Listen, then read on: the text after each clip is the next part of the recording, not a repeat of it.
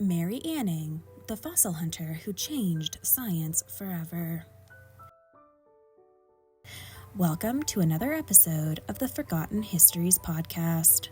Today, we're diving deep into the life of one of the most remarkable yet often overlooked figures in science.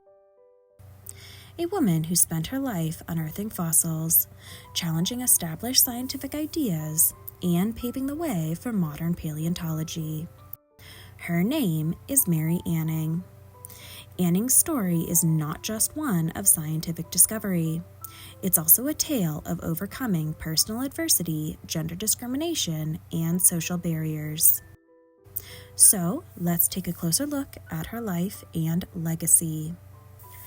Our story begins in Lyme Regis, a small coastal town in Dorset, England, on the 21st of May, 1799.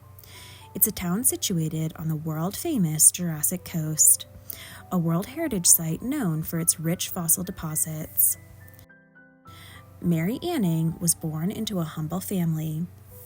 Her father, Richard Anning, was a carpenter who supplemented his income by collecting and selling fossils to tourists. Mary's mother, Molly, raised her and her siblings in a time when women were often relegated to the domestic sphere, but Mary would go on to break many of these social confines. Mary's early life was marked by hardship. Her father, who had introduced her to the world of fossils, passed away in 1810 when she was just 11 years old. With the death of her father, Mary and her family faced several financial difficulties. At that time, fossils were sold as curiosities, and Mary, along with her brother Joseph, began to collect and sell them, a practice that would eventually lead to her becoming one of the most influential fossil hunters in history. It wasn't long before Mary's keen eye and relentless curiosity led to a discovery that would forever change the world of paleontology. In 1811, at the age of just 12, Mary made her first major fossil find. While walking along the cliffs near her home, she uncovered the skeleton of a giant sea creature that had never been seen before. A creature that would later be named Ichthyosaurus, meaning fish lizard.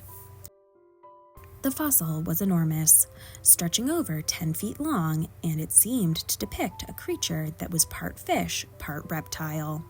It was unlike anything that had ever been discovered previously. But the story of this discovery is not as simple as it seems. It's important to note that while Mary Anning made the find, the fossil was purchased by a local physician named Richard Owen. Owen would go on to take credit for the discovery, and the fossil was eventually named Ichthyosaurus. Sadly, Mary Anning's name was never associated with it. Despite this, Mary Anning continued to collect fossils, building her reputation as one of the most skilled fossil hunters in the world. She became known for her ability to read the layers of rock and identify fossils hidden within. Mary Anning's next groundbreaking discovery came in 1823 when she unearthed the skeleton of another prehistoric sea creature, which she initially identified as a type of marine lizard. Later, it would be named Plesiosaurus, which was a new genus of marine reptile.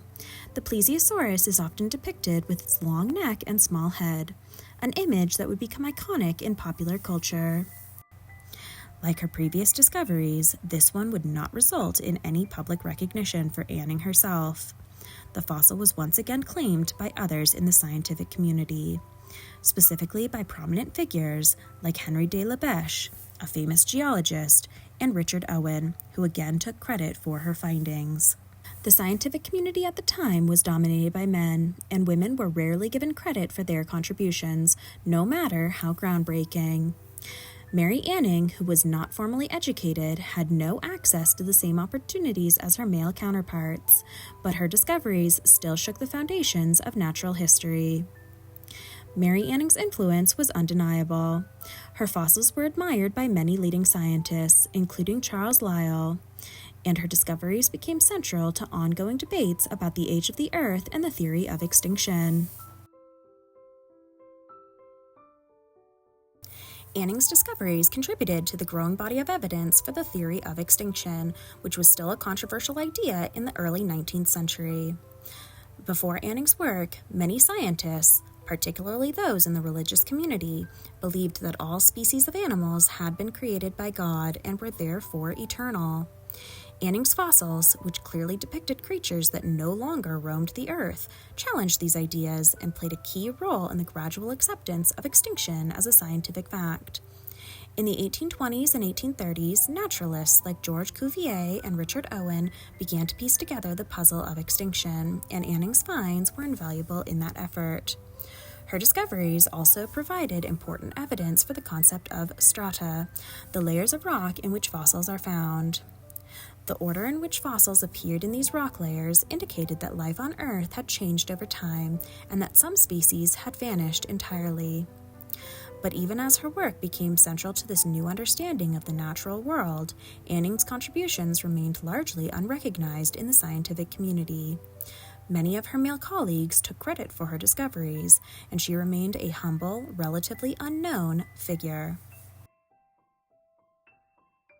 Mary Anning's life is a powerful story of perseverance and passion, but it's also a story of the struggle she faced as a woman in a male-dominated world. Women in the 19th century were rarely involved in scientific work, especially not in the public sphere. Science was a field reserved for men, and the idea that a woman could make major contributions to it was, at best, controversial. Despite her obvious skill and intellect, Mary Anning was not allowed to join scientific societies or publish her own work. She was a self-taught expert in paleontology, but her gender kept her from formal recognition. In fact, many of Anning's discoveries were not officially credited to her until much later. It wasn't until the late 19th and early 20th centuries that Mary Anning's contributions were formally acknowledged by historians and scientists alike. Mary Anning passed away on March 9, 1847, just shy of her 48th birthday after a long battle with breast cancer. Though she had gained some recognition during her lifetime, it wasn't until years after her death that her work was finally appreciated. Today, we recognize Mary Anning as one of the most important figures in the history of paleontology. Her contributions to the field of geology and the science of extinction laid the groundwork for the modern study of ancient life. The Ichthyosaurus and Plesiosaurus remain iconic fossils, and they continue to captivate the imaginations of people all around the world. In recent years, efforts have been made to honor Mary Anning's legacy. She is now recognized as a pioneer in the field of paleontology, and her story is being told in museums, books, films, and documentaries.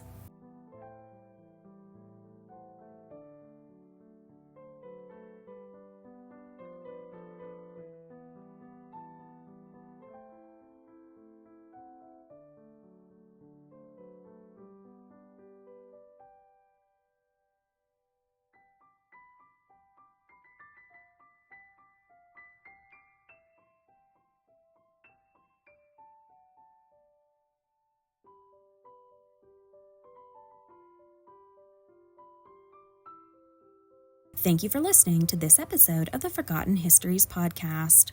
Mary Anning's story is one of incredible scientific contribution, but it also reminds us of the barriers faced by women in science throughout history, barriers that are still being challenged today.